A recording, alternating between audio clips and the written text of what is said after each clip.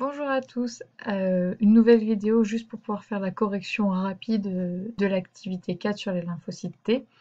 Donc l'objectif était de comprendre comment les lymphocytes T attaquent dans notre corps. Donc vous avez tous des lymphocytes de deux catégories. Donc vous avez les lymphocytes B qu'on a déjà vu qui attaquaient les bactéries qui elles se promènent simplement dans votre sang. Et vous avez vos lymphocytes T qui, eux, sont là pour attaquer vos virus qui, eux, par contre, étaient rentrés dans toutes vos cellules. Alors, pas toutes, mais sont rentrés dans vos cellules.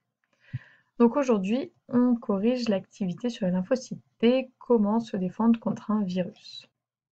Plutôt d'actualité. Donc vous aviez votre activité là, activité 4, une réaction immunitaire lente, une autre réaction, parce qu'on avait déjà vu celle des lymphocytes B contre les virus, contre les bactéries. B contre bactéries. Donc, première question. Interpréter les résultats des expériences du document 2 afin d'en déduire comment les lymphocytes T luttent contre les virus. On va au document 2, le voici. Et il fallait donc étudier les 3 expériences qui avaient été faites pour pouvoir comprendre comment un lymphocyte T se débarrasse des virus qui nous ont infectés. Donc, qu'est-ce qu'on observe? On observe, regarde, moi je descends un petit peu pour qu'on ait le texte. Donc, regardez, on injecte un virus A à une souris à qui on prélève au bout d'une semaine les lymphocytes T qu'elle a donc dans son sang, qu'elle a à l'intérieur de son corps. Donc, elle est là, la souris, on lui injecte le virus A. On prélève ses lymphocytes T, donc ses lymphocytes à elle, ces globules blancs. Et à côté, qu'est-ce qu'on fait? En même temps, on prend une souris à qui on injecte aussi le virus A. On en prend une autre à qui on ne fait rien du tout, et on en prend une dernière à qui on injecte un virus appelé B, c'est-à-dire un autre virus que le virus de départ. Donc c'est des virus au hasard, hein, d'accord? Les lymphocytes T ne se battent pas que contre un virus appelé A, d'accord? A étant un exemple de virus. Et qu'est-ce qu'on fait? On prélève à chacune de ces 3 souris des cellules. Ok? Forcément, dans la souris A et la souris, dans cette souris-là et cette souris-là, leurs cellules sont infectées. Elle par un virus B, elle par un virus A. Voilà, c'est tout, on prélève.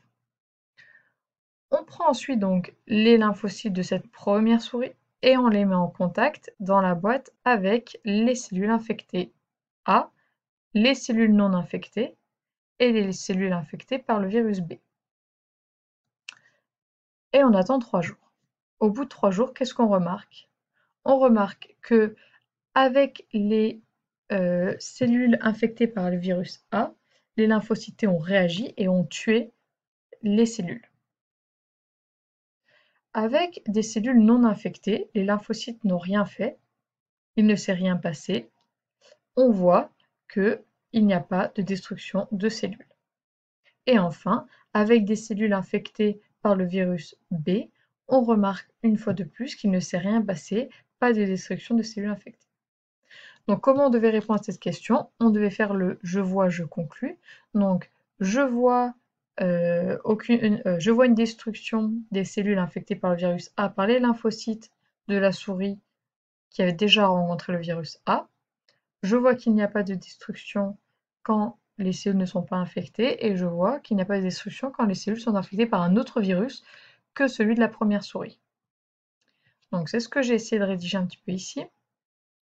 Donc dans l'expérience 1, on dépose des lymphocytes T d'une souris qui a déjà eu à se défendre contre le virus A auprès de cellules d'une souris à qui on a injecté le virus A. Donc en fait, il faut voir quoi? Regardez, il faut voir ça.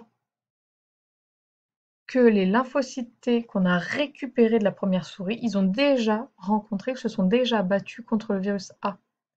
Donc ils vont être capables de le reconnaître. Mais ça, on ne le dit pas tout de suite. Pour le moment, on n'est que dans le on voit. Donc c'est d'abord on décrit, ensuite on observe ce qu'il se produit, et à la fin, on pourra conclure. Donc, je décris ce qu'on fait dans l'expérience, je regarde l'expérience, qu'est-ce qu'on voit, et je conclus à la fin. C'est ça que vous allez devoir faire au lycée. Au lycée, ça va vraiment être, je décris ce que je fais dans l'expérience, des fois très très longue, puis j'observe les résultats, juste je regarde, c'est devenu bleu, c'est devenu vert, ça a disparu, etc. Et à la fin seulement, Ok, avec tout ça, je peux conclure. En sachant que vous pouvez rajouter un or, je sais aussi, je peux apporter une information de plus de ma leçon. Vraiment, retenez ça. Donc voilà, vous lirez tranquillement, c'est vraiment j'observe, je vois le résultat, j'observe, je vois le résultat, j'observe, je vois le résultat. Et donc on conclut. On peut donc en déduire que les lymphocytes T détruisent uniquement les cellules infectées par un seul type de virus. Et donc que cette réaction est spécifique, comme la production d'anticorps des lymphocytes B. Spécifique, ça veut dire qu'ils ont besoin de reconnaître un type d'antigène. Je vous rappelle que les antigènes, c'est les molécules, les cartes d'identité des virus et des bactéries, pour pouvoir s'y attaquer. Donc, un lymphocyte reconnaît un virus ou une bactérie. Un type de lymphocyte ne va pas pouvoir tuer plusieurs bactéries différentes. Il faut que cette bactérie soit la même, soit de la même famille. Parce que les bactéries, en fait, c'est des clones. Ok, il y en a une, elle se divise en deux, puis chacune se redivise en deux, etc. C'est toutes des clones de une bactérie de départ. Donc elles se ressemblent toutes. Et il faut trouver le lymphocyte qui est capable de les reconnaître. Comme ça, ce lymphocyte-là, à son tour, pourra se multiplier pour toutes les attaquer. Il faut imaginer que vous avez plein de clés devant vous, mais il faut trouver quelle clé va ouvrir la serrure étant la bactérie ou le virus. Il faut trouver quel lymphocyte de votre corps est capable d'attaquer ce virus ou cette bactérie. Et une fois que vous avez trouvé quelle clé est-ce que c'est, sachant qu'en face vous avez 12 000 fois la même serrure à ouvrir, et ben, il va falloir faire 12 000 copies de cette clé. C'est le clonage de vos lymphocytes. Donc une fois qu'un lymphocyte a rencontré une bactérie qu'il est capable d'éliminer, lui-même il va se multiplier pour pouvoir aller combattre toutes les autres bactéries clones ou tous les autres virus clones donc voilà, du premier. Ok, il existe dans votre corps des milliers de lymphocytes B et T différents, et heureusement parce qu'il existe aussi des milliers de bactéries et de virus différents. De plus, on peut aussi en conclure que l'attaque faite par les lymphocytes T est particulière, elle détruit la cellule dans laquelle se trouve le virus. En effet, il fallait aussi expliquer comment est-ce qu'il va s'en débarrasser. Il ne suffisait pas juste de dire le lymphocyte T tue le virus. Non, le lymphocyte T va tuer la cellule dans laquelle se trouve le virus. Puisque le virus a eu besoin de rentrer dans une cellule, on l'avait déjà vu, mais c'est rappelé ici que le virus a besoin d'entrer dans une cellule pour pouvoir se multiplier et ensuite ressortir. Donc l'objectif des lymphocytes T, c'est de tuer ces cellules-là avant qu'à l'intérieur ils aient le temps de se multiplier. Et la deuxième question, c'était de remplir un schéma. Vous voyez en bas, compléter un schéma de l'action des lymphocytes T à l'aide des deux autres documents. Donc voici le schéma. Il rappelle juste comment fonctionne un lymphocyte T. Le lymphocyte T reconnaît ici l'antigène, triangle rouge. Il reconnaît en fait la molécule, l'empreinte digitale, la carte d'identité donc de cette cellule. Et cette cellule, en fait, quand elle est infectée par un virus, elle met à la surface des molécules du virus pour pouvoir prévenir « je suis infecté ». Et du coup, le lymphocyte, une fois qu'il s'accroche à l'antigène ici, il va se mettre à libérer des molécules qui vont être juste en fait faites pour détruire, dégrader bien, la cellule en face. En fait, ça va attaquer ces membranes. Voilà, ça va perforer les membranes.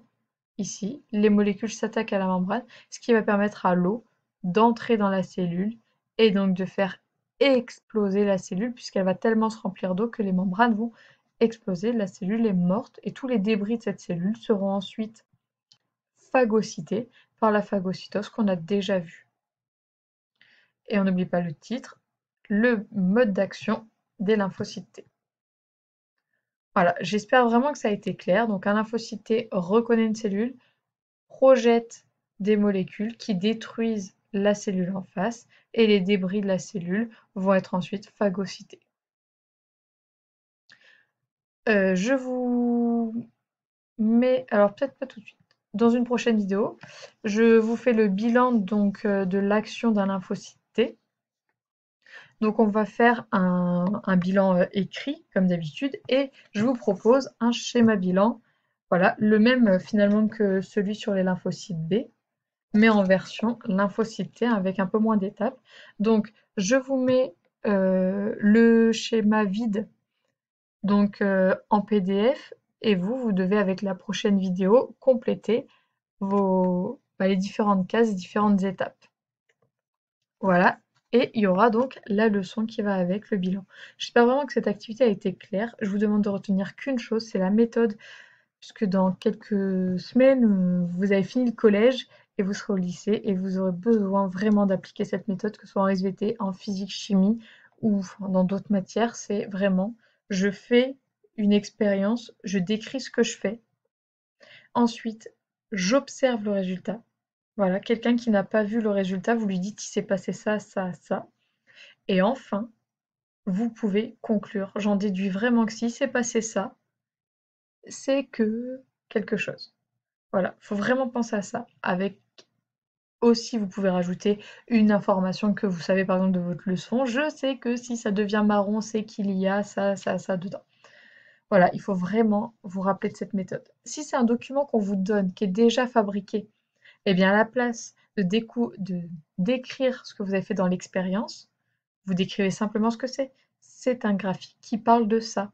Et ensuite, vous continuez. Je vois dedans. Je sais que s'il se passe ça, c'est ça. J'en conclus.